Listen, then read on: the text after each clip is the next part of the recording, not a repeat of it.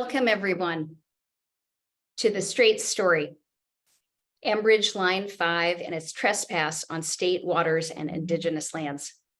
I'm Liz Kirkwood, Executive Director of For Love of Water, a Great Lakes Water Law and Policy Center based here in Traverse City, Michigan. I'd like to begin our webinar by sharing a water and land acknowledgement. For Love of Water is located on lands historically occupied by the Anishinaabe, Odawa, Ojibwe, and Potawatomi nations. Please take a moment to acknowledge and honor these ancestral lands of the Three Fires Confederacy, the sacred lands and waters of all Indigenous people and their continued presence. I am thrilled to present with our partners at the Oil and Water Don't Mix campaign. This is our 9th summer that Flow has hosted an educational conversation for Mackinac Island, the Straits area and beyond. And today you are part of a live audience of 1,000 people who care deeply about Line 5 issues. We are grateful for your time, interest, and we are delighted to be able to reach you through this free webinar supported with a grant from the Mackinac Island Community Foundation's Natural Resources and Preservation Fund. The community of Mackinac Island has been a leader on Line 5, and I want to thank you for your courage, conviction, and tenacity in this multi-year battle to protect the Great Lakes and a way of life here for the benefit of all Michiganders and visitors.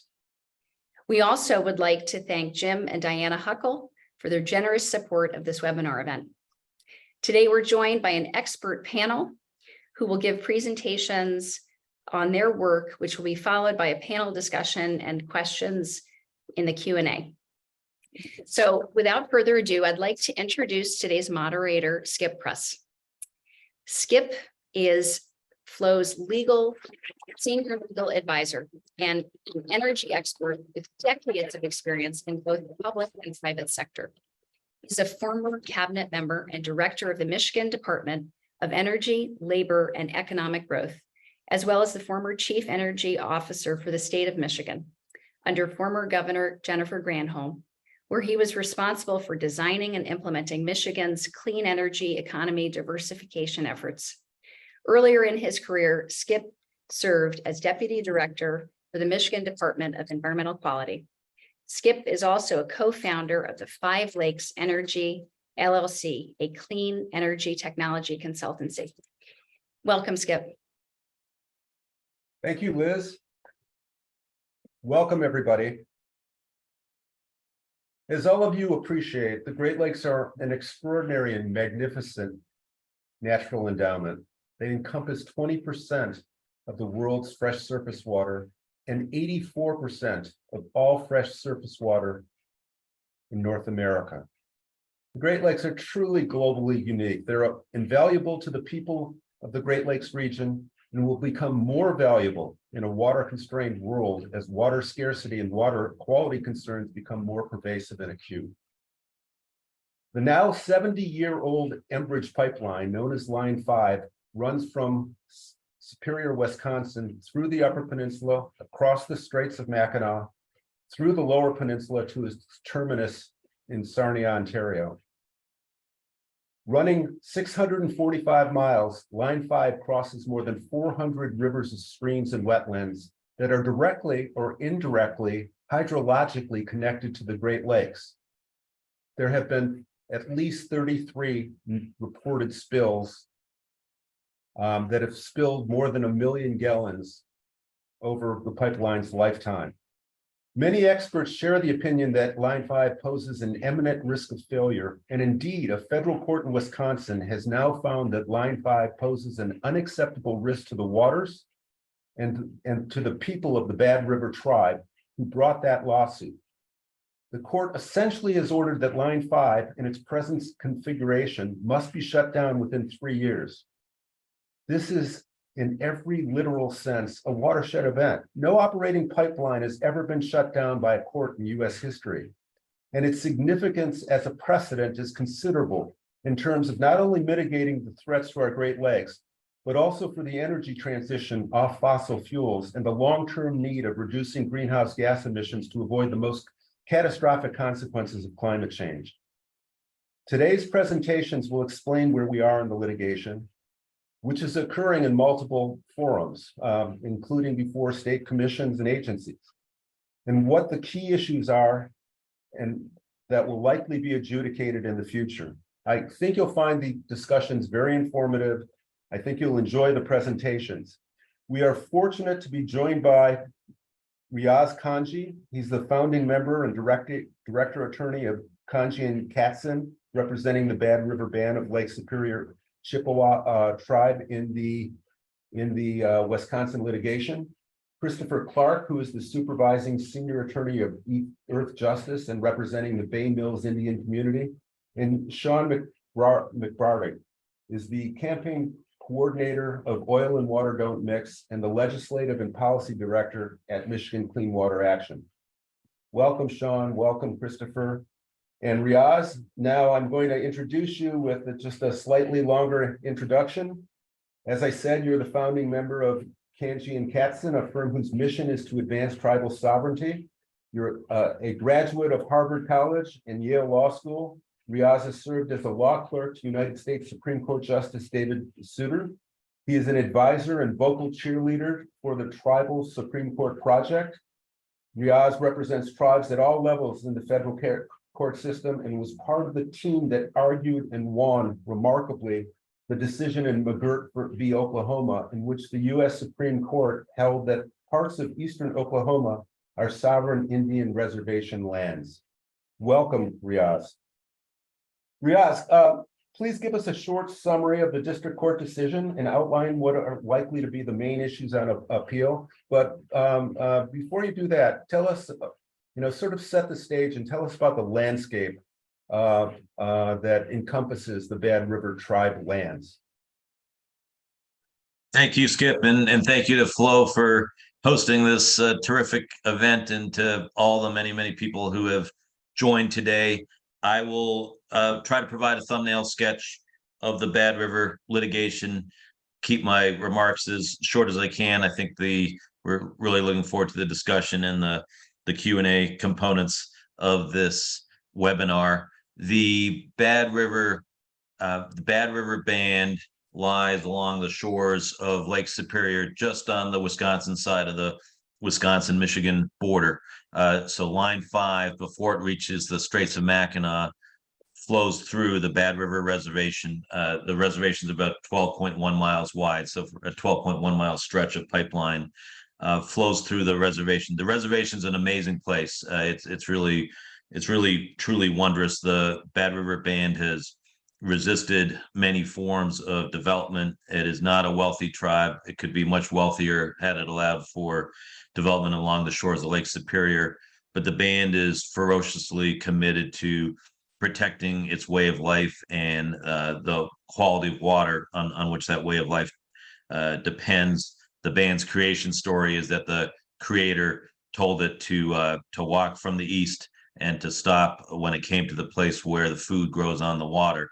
And that food is in the form of just these wondrous wild rice sloughs, some of the last remaining wild rice stands in North America, internationally protected under United Nations Ramsar Treaty.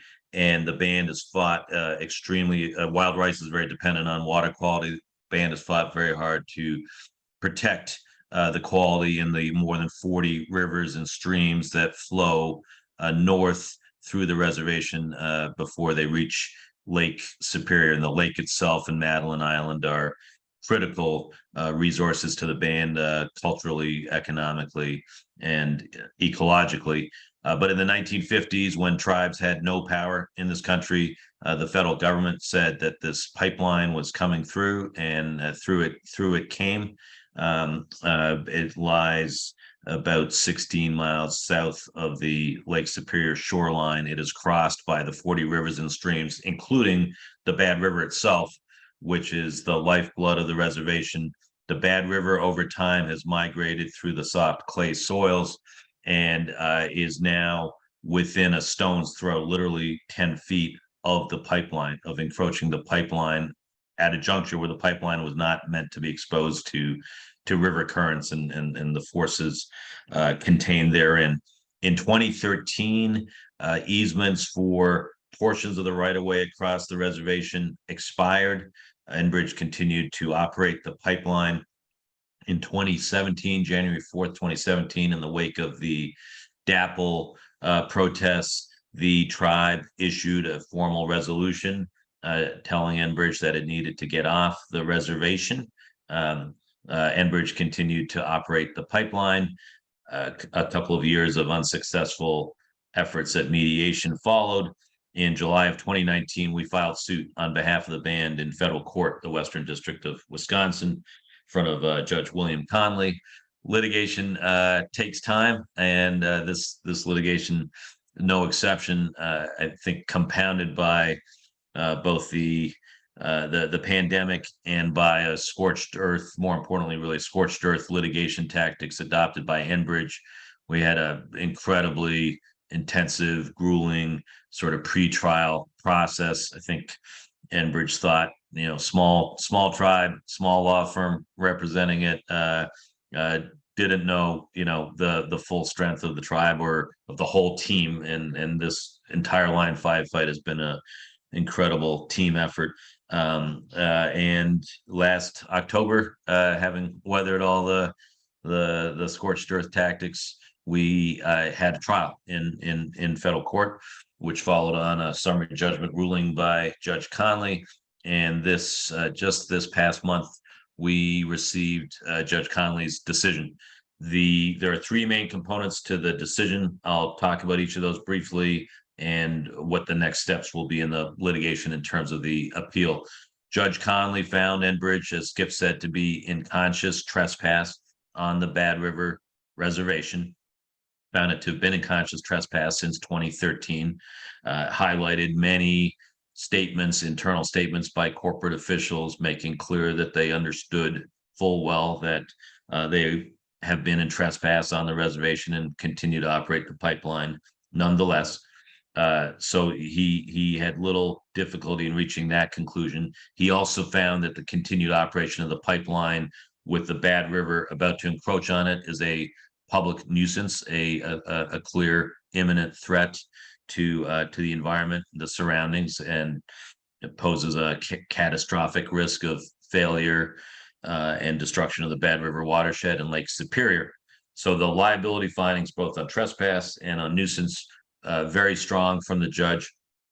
Judge then sort of got into the issue remedies. What was he going to do about it? And reached several conclusions. First, as Skip said, he issued a finite termination order for the operation of the pipeline on the reservation. June 16th, 2026 is the date by which the pipeline needs to cease operations. And that is the first time we've had a finite shutdown order for the pipeline. Secondly, he ordered restitution to the band for the 10-year period in which Enbridge has been operating in trespass. That was in the amount of $7 million. Thirdly, he issued a shutdown and purge order, which is meant to provide the circumstances under which the pipeline would need to be shut down by Enbridge and purged if the Bad River continues in its migration towards the pipeline. All three of those issues will be hotly contested on appeal in both directions. So Enbridge will undoubtedly challenge the finding that it is in trespass, and it will challenge the order that it needs to cease operation as of a finite date. The remedy that Enbridge has pushed for all along, which Judge Conley was initially inclined towards, was that it should be allowed to continue operating until such time as it completes a reroute around the reservation. We pushed back very hard against that on two grounds. One, that this is a trespass on Indian lands, and that would be contrary to fundamental law to bless an indefinite and prolonged trespass on Indian lands. The judge lacked the legal authority to do that. And secondly, combined with that, there is absolutely no guarantee that a reroute ever will be completed. There are significant permitting challenges. The route that Enbridge has chosen around the reservation, the EPA has already said, will adversely affect the special water resources on the reservation. So we essentially said to the judge, you can't count on this reroute ever taking place. And he agreed with that and issued statements to the effect that whether the reroute is ever completed is dubious, and hence issued this 3-year period. From our point of view, 3 years is too long. We would like that to be tighter, and we will press hard for that on appeal, while seeking to protect the fundamental holding of trespass, and that trespass cannot be blessed for any sort of indefinite period on Indian lands. The restitution, this case has never been about money for the Bad River Band, but restitution awards are extremely important to deter other trespasses. Trespasses take place all across Indian country, and without sufficient financial disincentives to trespass, they will continue to do so. The $7 million is a slap on the wrist for Enbridge. The expert testimony, which the judge agreed with, evidence that Enbridge earns $1.5 million a day from the operation of Line 5. It's earned $1.5 billion during the 10-year period of trespass. So we will certainly argue on appeal that a far more robust restitution award is in order, so that Enbridge and other companies do not continue with this type of behavior. And finally, on the shutdown and protective order, we are very worried about what might happen next spring. We had a significant amount of encroachment on the pipeline this year. The Bad River migrated 15 feet in various locations, and migrated 3 to 4 feet in a 48-hour period. We're down to under 10 feet. The triggers that the judge has put in place for a shutdown would essentially require the pipeline to be shut down and purged if it gets within 5 feet of the pipeline, which feels awfully close for comfort. But the most problematic thing is that his order could be read to allow Enbridge to restart the pipeline in its sole discretion once flooding has passed, even if the pipeline at that point is encroached and suspended above the river. So that'll be a major point we will push back. And that's the point I will end with, which is that while we have a finite 3-year timeline on the shutdown of the pipeline, of course, this is all again subject to appeal, that we could end up with a shutdown much sooner, depending on how conditions play out at the river itself. Riyaz, thank you. That's a fascinating story, and congratulations on what I know was a really intense litigation effort. Could you briefly go over for our audience the other litigation, the status of the other litigation? Enbridge has sued the state in federal court, and we are also waiting for the Sixth Circuit to rule. Could you explain the status of the rest of it? Sure. So on the Michigan side of the ledger, things have been more frustrating in terms of pace. As I think many people on this webinar undoubtedly know, the governor issued an order revoking and terminating the easement that allows Enbridge to operate the pipeline across the Straits of Mackinac. Even prior to that order, Attorney General Nessel had brought suit under the public trust doctrine to require Enbridge to cease that operation. When the governor filed her suit, that was at the same time she filed the order. She filed a companion suit. Both the Attorney General's suit and the governor's suit were filed in state court, where they belong. The public trust doctrine is a state law doctrine. Enbridge did something quite clever. It sought to remove the cases to federal court, which just inevitably introduced delay into the process. But things got worse from there, because the federal court judge in the Western District of Michigan decided that the cases should stay in federal court, which was legally an incorrect holding. The Attorney General has challenged that ruling and is up in the Sixth Circuit, the Federal Court of Appeals that oversees Michigan, and we're awaiting a decision from the Sixth Circuit, which is sort of the timing of that is we could expect a decision really at any point. The Sixth Circuit will be deciding whether the cases stay in federal court or go back to state court, where they were initially filed and where they truly belong. Thank you. That was great, Riyaz. Christopher Clark, is the supervising senior attorney at Earthjustice and is representing the Bay Mills Indian community on Line 5. He works with the Chicago-based team to advance the organization's mission throughout the region. Earthjustice, in collaboration with the Native American Rights Fund, currently represents the Bay Mills Indian community in advocacy and litigation involving the Enbridge Line 5 pipeline. Christopher obtained his undergraduate degree in public and international affairs from Princeton and his JD, Juris Doctor, from the University of Chicago Law School. Welcome, Christopher. So tell us about the tunnel and the proceeding before the Michigan Public Service Commission, as well as the environmental impact statement proceeding before the Army Corps, but of course, one at a time. Thanks. Great, thank you, Skip. And I think we have some slides that we can put up. And first, again, just for those of you who don't know me, my name is Christopher Clark. I'm a supervising senior attorney at Earthjustice in our Midwest program, which is located in Chicago. And I do want to start by thanking my friends and colleagues at Flow for inviting me to participate in the webinar today. It is truly an honor to be here. I'm going to talk about the tunnel that is proposed, that Enbridge proposes to build underneath the Straits of Mackinac to replace the segment of the Line 5 pipeline that runs through the waters of the Straits. But before that, let me just talk a little bit about Earthjustice. Earthjustice is a national not-for-profit organization. We are focused on addressing environmental issues and concerns across the country and around the world, for that matter. We are dedicated to protecting the environment and the communities most affected by environmental harms. And as this slide shows, we have about 15 offices across the country. And if you'd like to find out more about our work, you can visit our website at www.earthjustice.org.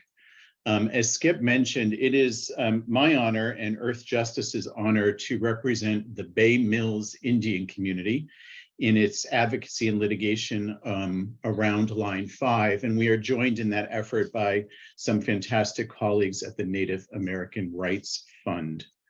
Bay Mills and other Michigan tribes have rights protected by treaty to hunt, fish, and gather within what is referred to as the ceded territory. You can see that territory here on the map. And this is land and water that was ceded to the United States in the treaty, 1836 Treaty of Washington. And in that treaty, the tribes retained the right to hunt, fish, gather, and preserve their way of life throughout this ceded territory. I raise this because, of course, the proposed tunnel, the tunnel that Enbridge wants to build beneath the Straits of Mackinac, is located within the ceded territory.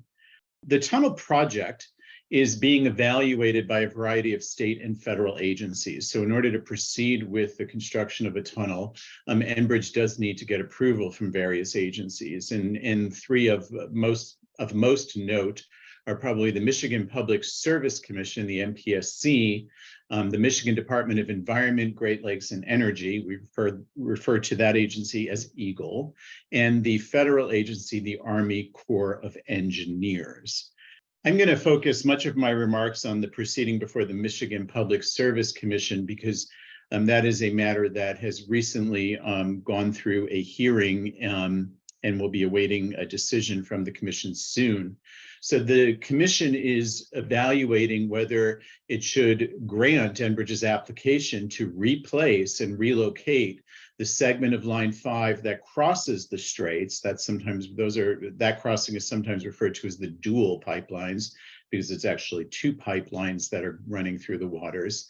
And Enbridge proposes to reroute and relocate that segment into a single pipeline that would go through a tunnel that would be constructed underneath the Straits of Mackinac. The Public Service Commission is evaluating this proposal through what they call a contested case, which is like a trial in which parties are given the opportunity to present evidence and cross-examine witnesses. And Bay Mills is a party in these proceedings, and they are an intervening party. And we engaged in that process of submitting evidence, testimony, and argument. And the proceedings were initially closed in March of 2022, and we were awaiting a decision from the commission. Last summer, in July of 2022, the commission issued an order reopening the case. They wanted the parties to develop additional evidence on certain key issues, most notably about safety concerns raised about the proposed tunnel. So why is the tunnel not the solution to the dual pipelines that are running through the straits? And I pose the question that way because this really relates to the key arguments that we presented evidence about before the Michigan Public Service Commission, and really, I think, summarize why the tunnel really is not only not a good idea, it's a terrible idea for the straits. The first relates to something that's really at the core of why my client and other tribes are so concerned about this project, is that it is simply unreasonable to route a tunnel through the straits, which is an area that has deep cultural, spiritual, and economic significance to the tribal nations, including Bay Mills. This is really an area that is the center of the tribe's way of life. When the pipeline was first constructed in the 1950s, the tribes were not consulted. They did not have any input into the decision to run a pipeline there. And the tribes now find that the construction of a tunnel to be a further affront to their way of life. So this is really not first of all, a reasonable place to put a tunnel from the perspective of the tribes. The second reason why we have deep concerns about the tunnel is that this is a very dangerous and untested design. There is not a tunnel like this anywhere in the world. And transporting liquid propane and crude oil through an enclosed underground tunnel creates the risk of a catastrophic explosion within that tunnel. And we presented evidence and testimony from scientific experts to support this argument. The bottom line is if there is a leak of product from that pipeline within that tunnel, those liquids vaporize, the vapor can quickly accumulate in the lowest points of the tunnel, and a single spark could ignite a terrifying explosion and fire. And then finally, this is really an unacceptable contribution to climate change. Building a tunnel is flat out inconsistent with the imperative that we have to address climate change. And climate change most notably threatens treaty protected resources that are critically important to the tribes. In the MPSC, we did submit evidence about the impact that the tunnel would have on climate change. And we also presented evidence from a variety of academic experts about the impact that climate change has on specific species in and around the Straits of Mackinac, most notably the fish in the area, the wild rice, which was something that Riyaz mentioned earlier, sugar maple, loons. All of these species are currently being impacted by climate change. And the investment in additional fossil fuel infrastructure would only continue to harm these species and worsen the impact. This is just a quick update on sort of where we're at in terms of a decision from the Michigan Public Service Commission. As I mentioned, they reopened the case in July of last year, and we had a hearing before the administrative law judge this spring. And in that hearing, we raised additional safety concerns about the tunnel design, most notably that if there were to be a fire or explosion, as I described, it is quite likely that the concrete structure of the tunnel would fail due to the intense heat and temperature caused by such a fire. If the concrete fails, then the underlying steel structure fails, and then you have a collapse of the tunnel, which could lead to product reaching the waters of the Straits of Mackinac and the Great Lakes. We also put in additional evidence about the risk of methane, which just enhances the risk of a potential fire or explosion in the Straits. Enbridge, in their response to all of this evidence, really just offered a series of what they referred to as probability analyses, suggesting that all of these concerns were unlikely to occur, so the commission should go ahead with its approval. But certainly this is not a project or an area in which we should be, in essence, gambling on the success of constructing a never been done before tunnel. The case is again all wrapped up and we are awaiting decision. The last thing I want to touch on quickly is that the Army Corps of Engineers, federal agency, is also evaluating the tunnel, and they have committed to doing an EIS. It stands for an environmental impact statement, and Bay Mills has been working with the Corps and involved in that process. Just recently, last week, a couple weeks ago, they issued 2 memoranda, the Corps, about the scope of the analysis that they're going to do with respect to this EIS, and a memo about the purpose and need of the project. These memos really limit the Corps' analysis to only the 4-mile crossing that the tunnel would be replacing, which in our view is a unfortunate limiting of the way in which this project should be evaluated.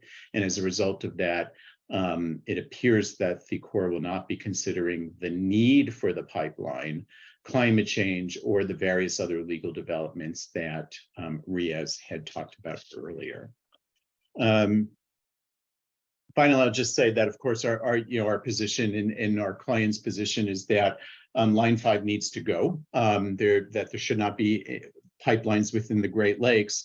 And I just want to thank everyone today for joining the call. We will protect the Great Lakes only if we all continue to work together to do that, and all of your engagement and advocacy is critical to that effort. Skip, I will turn it back to you. Thank you, Christopher. That was great. We're getting a lot of questions, and the questions are, I think, remarkable for their detail and expressions of interest. Sean is the campaign coordinator for Oil and Water Don't Mix and the legislative and policy director for the Michigan Clean Water Action, where he works on water infrastructure, oil and gas, and drinking water issues. Sean has served as a leader in the campaign to decommission Enbridge's Line 5 pipeline for the past 6 years. Sean has tremendous depth of knowledge concerning the multiple threats to the Great Lakes presented by Line 5, and that's what he will be speaking to in this presentation. Thank you, Sean. Yeah, thanks very much for having me, Skip. Thanks for being here, everyone. So I have a few slides to share, and hopefully we'll get those started. Again, I'm Sean McBrearty, and I'm the campaign coordinator for Oil and Water Don't Mix, which I know while we get the slides up, I'll just answer one of the questions I saw in the chat. Flow and Sierra Club and Clean Water Action and tons of other groups, the Chippewa Resource Authority, Great Lakes Business Network. I don't have time to name all of them, unfortunately, but all kind of came together about 10 years ago to start the Oil and Water Don't Mix campaign aimed at shutting down Line 5. And that's kind of been our sole purpose for the campaign over the last decade. So it's been really an honor to coordinate that for the last few years. But I wanted to start back in 2010 with the Kalamazoo oil spill. So in 2010, most people know on this, I'm sure, that Line 6B, another Enbridge pipeline, spilled 1.2 million gallons of tar sands oil into Talmadge Creek and the Kalamazoo River. And the only reason that spill was as big as it was the sheer incompetence of Enbridge in their safety division. In their command center, when they saw this big gash in the pipeline that you're all looking at on the screen, when they noticed the big gash in the pipeline, they actually misread their gauges, and there was a pressure drop in the pipeline, so they thought that there was blockage. So they increased the pressure on Line 6B, and they let it run for 17 hours until it was discovered by a whistleblower who smelled oil. Enbridge, just weeks before, had testified testified in Congress that Line 6B was perfectly safe. They knew that there were cracks in the pipeline. The cracks developed into the big gash that you see here in the side of Line 6B. So groups started looking, after the Kalamazoo oil spill, into Enbridge's other pipeline infrastructure. And my colleague Beth Wallace with the National Wildlife Federation, along with Vice News, several other colleagues, essentially brought Line 5 into public attention in the wake of the Kalamazoo oil spill. And what we found is that, Line 6B can really be seen as a warning sign for what could happen with a Line 5 spill. Line 5 is over 20 years older than Line 6B was. Line 5 just turned 70 this year. So this first slide is a map put together by the University of Michigan Water Center of potential oil spill impacts from Line 5. This map is based off of a 1.1 million gallon spill, which is what they were considering as the worst case scenario. The thing is, Line 5 runs 23 million gallons per day. So the worst case scenario spill, if it were allowed to spill for 17 hours like it happened in the Kalamazoo, would be a lot worse than the 1.1 million gallons that the modeling has shown. So yeah, we can start the video here on this slide. I wanted to share kind of what some of the initial impacts of a Line 5 spill would look like. And this again is from the University of Michigan Water Center. Since Line 5 carries light crude oil instead of heavy crude, the oil in a spill would disperse throughout the water column. That's why in this illustration that's coming up, you'll see red, yellow, and blue dots. And the red dots represent oil near the surface, yellow mid-depth of water, blue near the bottom. Now, the best an oil company has ever done as far as cleaning up an open water spill like this is to clean up around 20% of what was spilled. They consider that successful. It's absolutely unacceptable. I think most people would agree in the case of a spill in the Great Lakes. They also, the oil spill cleanup equipment that they have works in water in waves of 3 feet or less. So if you have waves higher than 3 feet on the Straits of Mackinac, which is a fairly regular occurrence, the skimmers and the oil booms that they have would not work. One of the immediate impacts that we can see here is Mackinac Island in the Straits, as well as St. Ignace, both draw their drinking water from the Straits and would have to turn those pumps off as soon as there's an oil spill.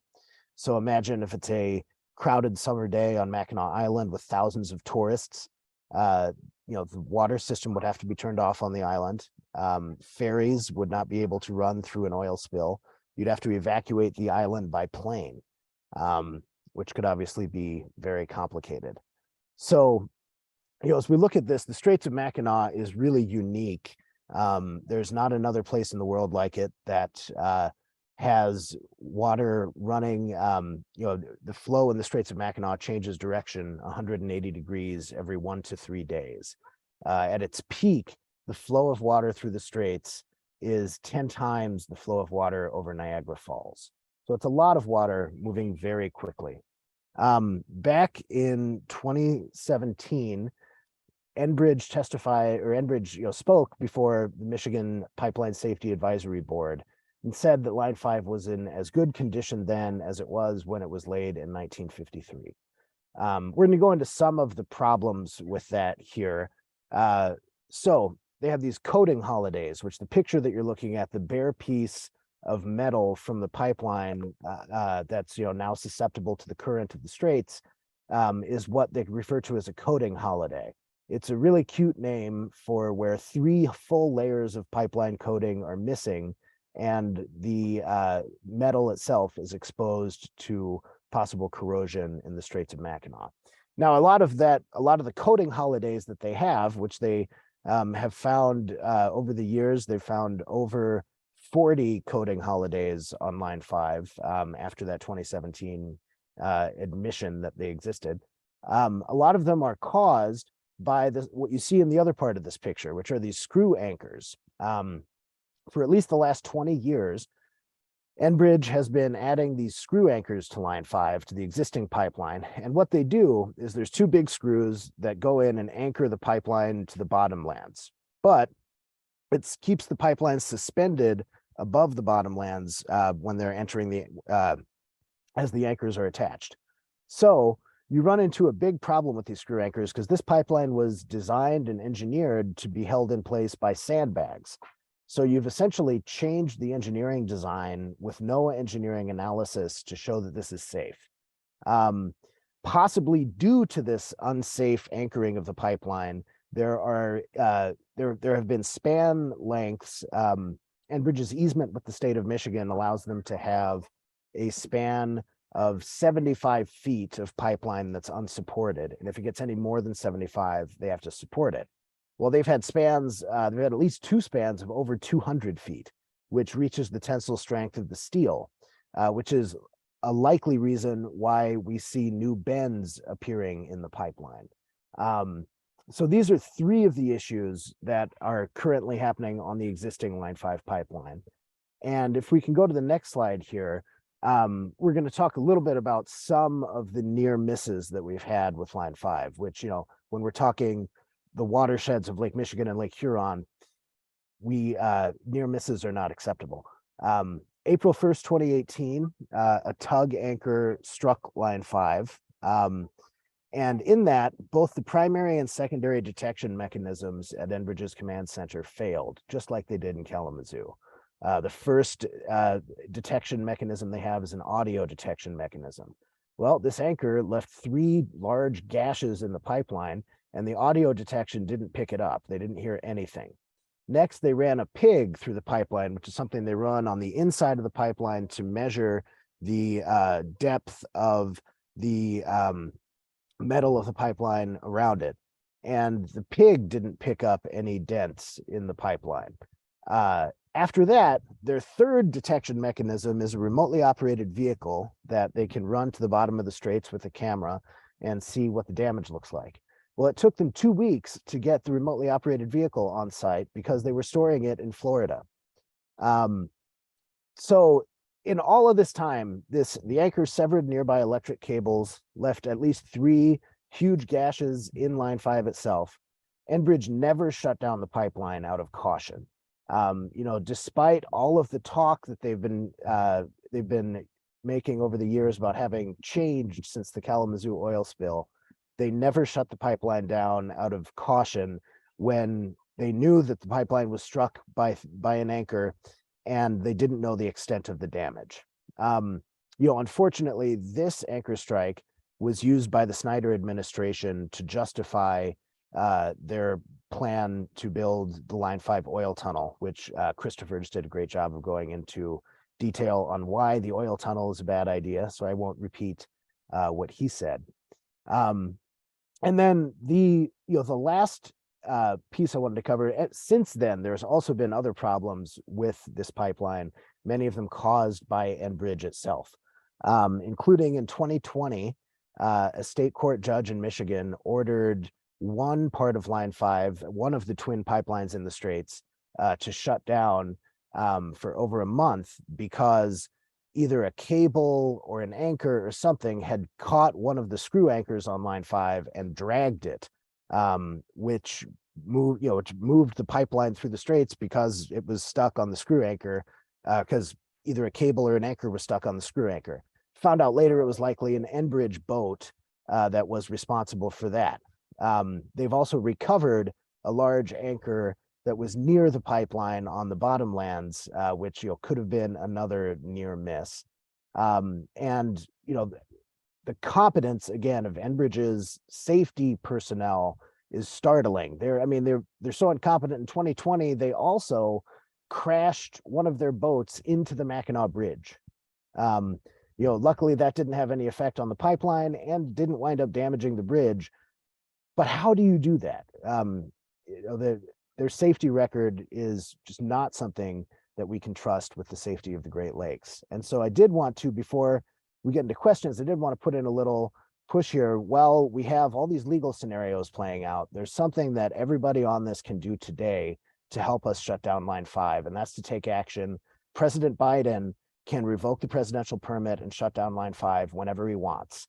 It took, thanks for the link has just been shared in the chat here for folks to contact President Biden and ask him to take action.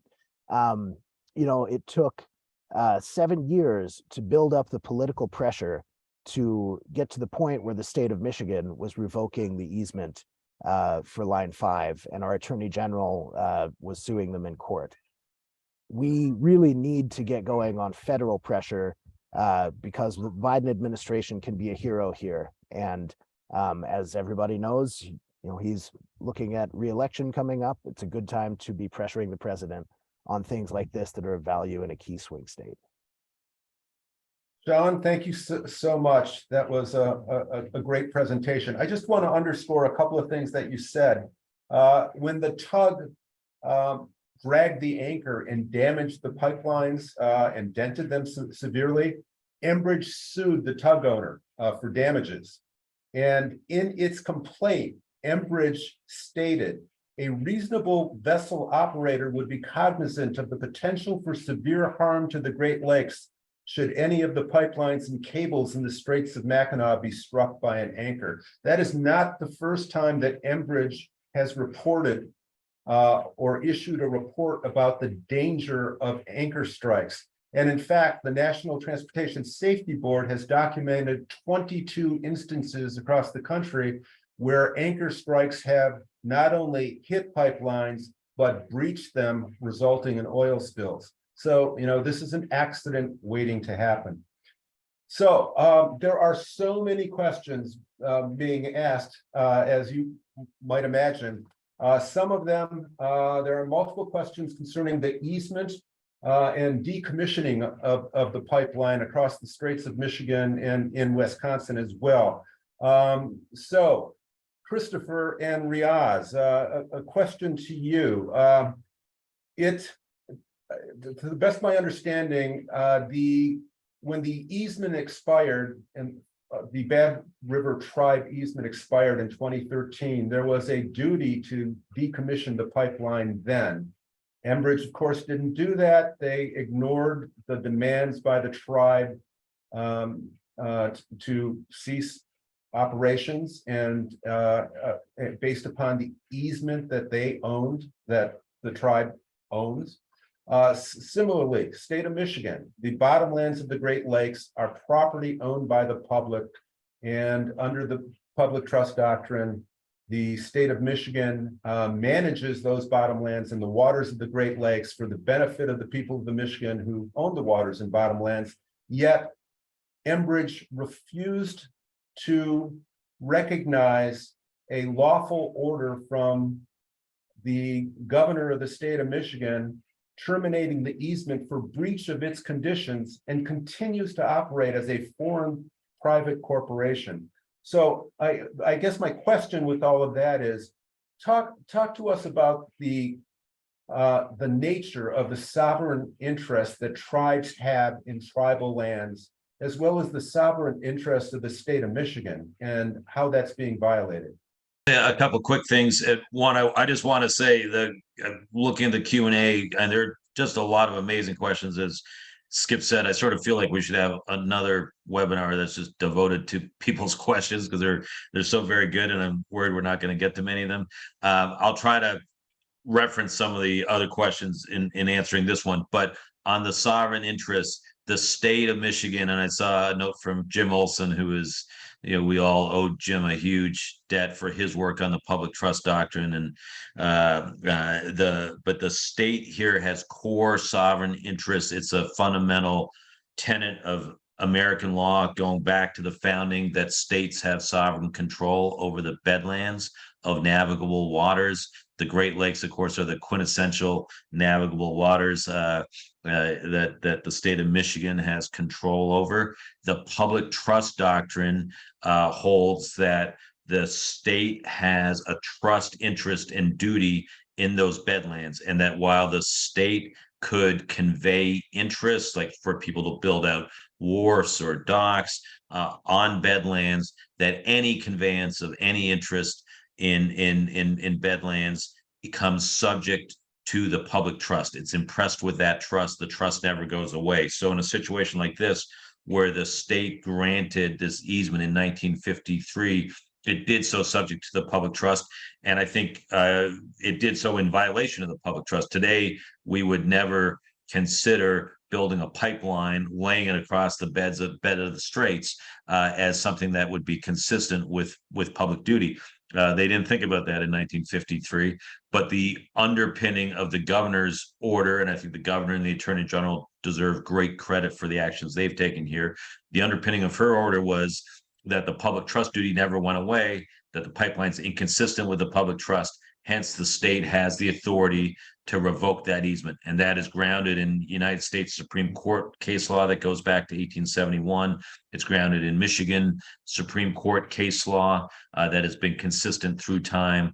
That's the fundamental sovereign interest that Enbridge is flouting through its continued operation of the pipeline. On the tribal side, and there were some great questions about this, tribes do have special and unique property rights because really of the dishonoring of tribal treaty rights over time, tribal property rights, and how those have been honored in the breach. We now have a federal regime, a federal legal regime, which accords great protection to tribal interests, and which the federal government has a sworn duty to uphold. One of the aspects of that most relevant for our discussion is that, unlike many other lands, pipeline companies cannot condemn tribal lands. Pipelines have a tremendous amount of power in this country. They are able to exercise the state power of eminent domain in many states across the country, which is what allows for the construction of all these pipelines, even in the face of property owner protest. But that power does not exist with respect to tribes because of the importance we place on tribal property and treaty rights. And it's that interest that we've sought to vindicate in the Bad River litigation. Thank you, Riyaz. Sean, another aspect here that's related to the danger of an anchor strike, and that is the soil and erosion that occurs on the bottomlands in the straits. You talked about the currents changing east to west. They also oscillate up and down. It's a really, according to the scientists, a fairly unique phenomenon, but part of the effect of that phenomenon is intense soil and scouring and erosion that occurs on the bottomlands, which is why Enbridge, over the course of the last 20 years, has installed over 200 what are called saddle anchor systems to hold up the pipeline, given all the scouring and erosion that occurs. And an effect of that is that the now suspended pipeline is more vulnerable to anchor strikes. Can you speak briefly to the soil and erosion problem? Yeah, definitely. So the soil and erosion at the bottom of the straits is a product of the extreme currents and amounts of water that we see flowing through the Straits of Mackinac. And the fact that the initial design of the pipeline was for the pipeline to be sitting on sandbags, and then that design, sandbags allow the pipeline to shift to some degree, whereas these screw anchors hold it very firmly in place.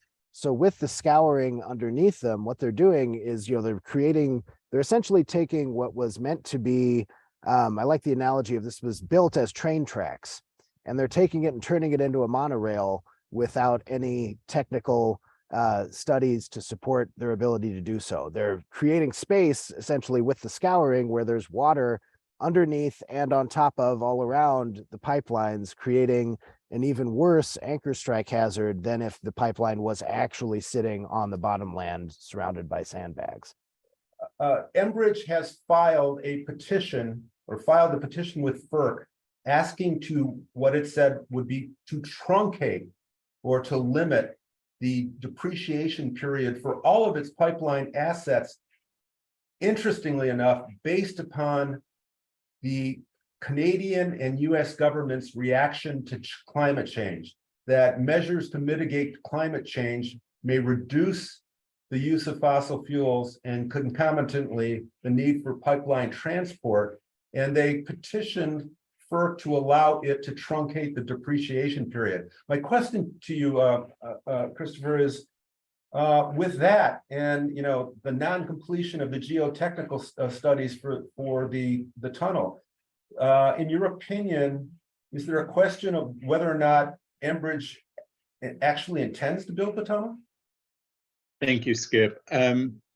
I don't know that I can sort of opine about Enbridge's intentions, actual intentions with respect to the tunnel, but the facts that you just laid out about sort of acknowledging what is going on in the world with respect to attempts to address climate change sort of makes a fundamental point about the tunnel, which is that it is imperative that we transition to clean energy sources. We will do that. We can do that. We should do that. And even Enbridge acknowledges that that is happening. And it is not the time for us to be investing in massive fossil fuel infrastructure projects like this tunnel. And I would suggest that the comments by Enbridge to FERC that you reference, seem to indicate that Enbridge understands that the writing is on the wall to some extent, and that this entire fight is really about attempting to squeeze as much profit out of this industry that they can during a set period of time. And we need to push back as we are strong on that. This cannot and should not be built. Thank you. One more quick question, Riyaz, to you. According to the experts that presented testimony in the litigation that you conducted, what would be the consequence in terms of the price of gasoline should Line 5 cease operating? It's a great question. This is the testimony of Enbridge's own expert at trial in his report. The price of gasoline in Michigan and Wisconsin, which would be the two most affected states, would rise by all of 0.5 cent to 1 cent the gallon. That's it. Their experts' testimony. We don't have time to get into this, but there are plenty of alternative supplies to Line 5 oil and propane, leaving aside our need to shift away from oil and propane in any event. And so we are not talking about shocks to the system. There have been a lot of questions about Enbridge's ad campaigns and about Canada. There really is an orchestrated misinformation campaign about what the effects of a shutdown of Line 5 will be. And I'll use my last 30 seconds of soapbox time here to say there are a lot of questions about what can we do and about Canada. I grew up in Canada. I share the embarrassment of some of those in the chat about Canada. I think one thing that would be very helpful is if we can figure out a way to place pressure on Canadian decision makers and to get the Canadian public focused in the way they should be on the threat posed by this line, let alone climate change. More generally, Canadian pressure has had an effect in our litigation, and it has had a significant effect on the Biden administration in sort of freezing it in place. And that is one real pressure point that it would be great to deal with. Riyaz, I'm with you. I think we need another webinar because there are so many great questions that really, need to be addressed in order to educate the public. We're at the end of the time. I just want to thank our panelists and turn this over to Liz. I couldn't agree more. I first just want to extend my deep, deep gratitude to all of you for just an incredible hour of conversation. It is apparent we need to have another webinar, and I hope we can continue this fantastic programming. I also just want to give a huge thank you to all of you for attending. I mean, this is beyond our wildest dreams to have over 1,000 people here today. So thank you, thank you, thank you. I want to express deep gratitude for the grant support from the Mackinac Island Community Foundations, Natural Resources and Preservation Fund, as well as Jim and Diana Huckle. We've just have a new fact sheet that Megan has placed in the chat. We will share that and other resources from Sean and Riyaz and Christopher to help answer all of your amazing questions. Finally, I want to leave you with this last thought. With the incredible response to today's webinar, and we know that countless others are going to watch this over the next coming weeks and months. And I want to emphasize how critical your voices matter both individually and collectively in this fight to protect the Great Lakes. I hope that you're going to come away with this event today feeling knowledgeable and empowered to stand with the state of Michigan and the tribes and the people of this region to protect our rights to water.